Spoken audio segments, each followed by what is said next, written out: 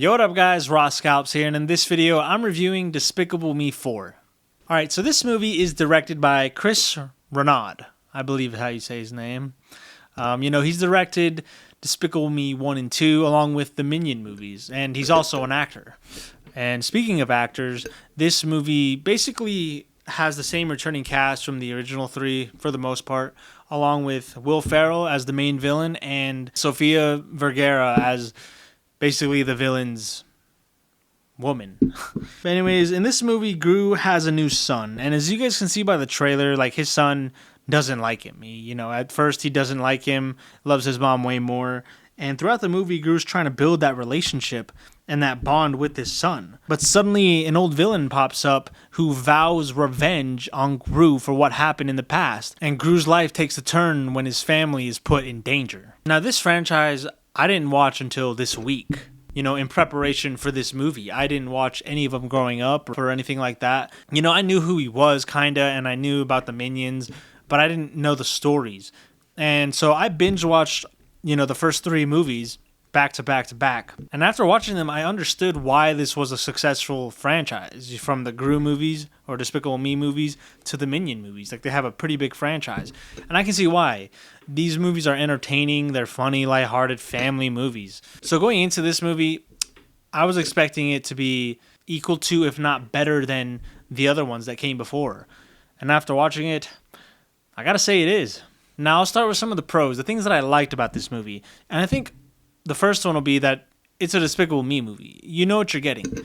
You're getting Gru, his family, the Minions. They're always funny. It sticks to that same formula.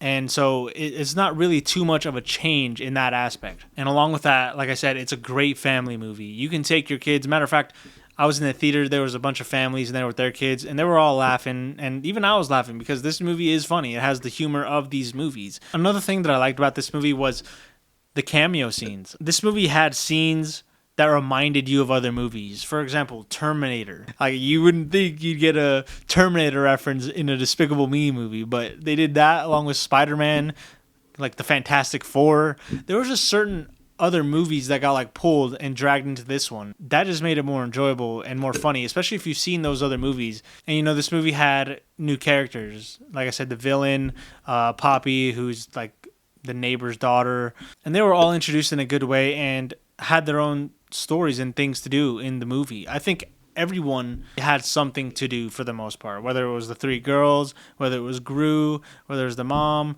whether it was the villain, whether it was the Minions, whether it was Poppy, the neighbor's kid, even the neighbor themselves. Like, everyone had a piece of the pie. And finally, the last thing I'll say is the pace. It's similar to the other three. I think the pace is good and it flows well. They get right into it and then they just keep going.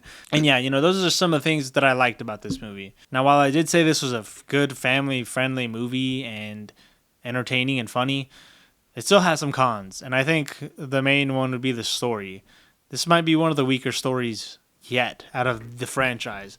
It's just like the villain's motives and his revenge plot, it's kind of weak. Like, I don't know, it just feels like they weren't really thinking and they just made something up just to have the villain want revenge against Gru.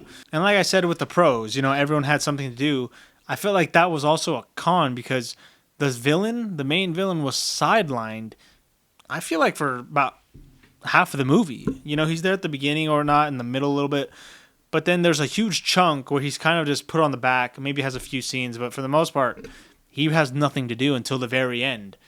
And I think that was something that they kind of struggled to balance. And along with that, the Minions, in my opinion, took up more screen time than they have in the other three. And I don't know if that's necessarily a good thing. Now, while I found them enjoying and whatnot, I like seeing the Minions. They're funny. That's why they have their own Minion movies. I just felt like in this movie, in my opinion, it was like the story was weak and they didn't know what to do, so they just put Minions in as filler. Like, they were just filling up the runtime. And while I did enjoy, seeing the Minions interact and stuff, it just felt like since the story was so weak, the Minions were used as runtime filler, which, take it as you want. If you enjoy the Minions, you really won't care. But if you don't, then that might be something that bugs you. With that, I think the ending of this was kind of lackluster, a little unsatisfactory. Yeah, there's a good happy ending, but, after watching these movies, I'd say 2, 3, and now 4 all the endings just feel unsatisfactory, like lackluster, just weak in my opinion. The way they're all resolved. That's kind of, for me, a common pattern that I've seen, and it doesn't change in this one. And I guess the last thing I'll say is the characters in here. I mean, I don't know if the villain really stands out much at all. I know in the first one, he had Vector, he had a style and everything. And in the second one, he had a unique style. And even in the third one, he had like his bubblegum. But in this one, I mean, I can't even remember what he did. Oh yeah, he's a cockroach. Cockroach, all right. But I don't know, I think the villain was forgettable. And I think part of it is because they sidelined him for so long. By the time he got to the end, you already knew it was going to happen. But I don't know, those are just some of the things that I felt like could have been better. And I'm not going to sit here and say this was a bad movie.